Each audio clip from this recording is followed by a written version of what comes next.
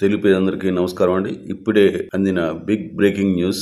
శ్రీ పవన్ కళ్యాణ్ గారు, ఉప ముఖ్యమంత్రి గారైన పవన్ కళ్యాణ్ గారికి ప్రాణహాని బెదిరింపు కాల్స్ ఆయన పేషికి వచ్చాయండి.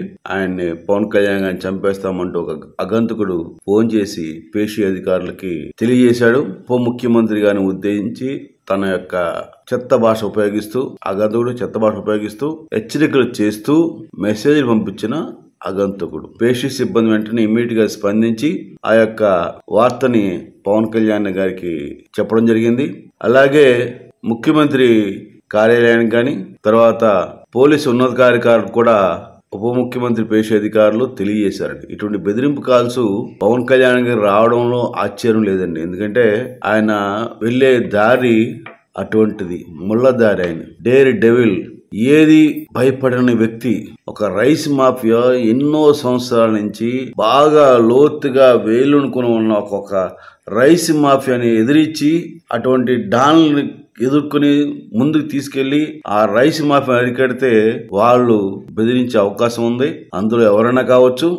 లేదు, నేను ఫస్ట్ నుంచి భయపడుతున్నట్టే, రాజకీయంగా పవన్ కళ్యాణ్ గారిని అసెంబ్లీకి రాకూడదని ఎన్ని రకాలుగా శత విధాల ప్రయత్నం చేశారో, వందల వేల కోట్లు ఖర్చు పెట్టి పవన్ కళ్యాణ్ గారిని అసెంబ్లీకి అడుగు పెట్టకూడదని ప్రయత్నించారో, ఇదే కారణం అండి. ఈ రకంగా ఆయన పరిపాలిస్తాడు. ప్రజారంజకంగా, ప్రజలకు అనుకూలంగా, ప్రజలకి ఎంతో సేవ చేస్తాడు. అంత ఉత్తమమైన పరిపాలన చేస్తున్నప్పుడు పవన్ కళ్యాణ్ గారు ప్రజలకు బాగా దగ్గర అవుతాడు. ఆ తర్వాత పవన్ కళ్యాణ్ గారిని ఏమి చేయలేమని ఒక దురుద్దేశంతో, ఒక దుచితమైన ఆలోచనతో ఉన్న దరిద్రపైన నీచ నికృష్ట రాజకీయ నాయకులు ఎంతో మంది ఉన్నారండి. వాళ్ళు ఎవరైనా ఈ యొక్క చేయించాలని ఒక దురుద్దేశం ఉండొచ్చండి. నేను అందుకే చెప్తున్నాను, ప్రస్తుత రాజకీయాలకి పవన్ కళ్యాణ్ గారు అతీతుడు. ఆయన కారణ జన్ముడు. ప్రజల కోసమే పుట్టాడు, ప్రజల కోసమే ఉన్నాడు, ప్రజల కోసం సేవ చేయడానికి ఆయన తన యొక్క అహర్నిశలు కష్టపడుతున్నాడు. ప్రజలే తన యొక్క పీల్చే గాలి కావచ్చు, ఏదైనా ఆయన ఆలోచన ఏదైనా సరే ప్రజలకి సేవ చేయాలనే ఒకే ఒక్క ఆలోచనతో ఆయన నడుచుకుంటున్నాడు. ఆ భగవంతుని అనుగ్రహం ప్రకారం ఆయన వెళ్తున్నాడు. కానీ ఇటువంటి బెదిరింపు కాల్స్ రావడం అనేది చాలా దురదృష్టకరం. ఇటువంటి వాటిని నేను ఒకటే కోరుతున్నా, రాష్ట్ర ముఖ్యమంత్రులు చంద్రబాబు నాయుడు గారిని, అట్లా కేంద్ర హోంమంత్రి అమిత్ షా గారిని వేడుకుంటున్నాను.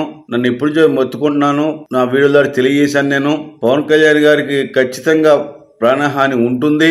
ఇటువంటి బెదిరింపు కాల్స్ కాదు, ఉంటుంది, ఖచ్చితంగా ఉంటుంది. ఎందుకంటే ఆయన యొక్క నిజాయితీ, నిబద్ధత ఈ రోజు రాజకీయాలకు సరిపడవు. అందుకనే ఆయనకి ఏదైనా హాని జరిగే అవకాశం ఉంది. కనుక ఆయన సెక్యూరిటీ పెంచి ఆయన కాపాడుకోవాల్సిన బాధ్యత అటు చంద్రబాబు నాయుడు గారి మీద, అటు అమిత్ షా గారి మీద, నరేంద్ర మోడీ గారి మీద ఉందని చెప్పి నేను తెలియజేస్తున్నాను. ప్రజలారా, మీరు అధైర్యపడాల్సిన పని లేదు. పవన్ కళ్యాణ్ గారు ఒక కారణ జన్ముడు.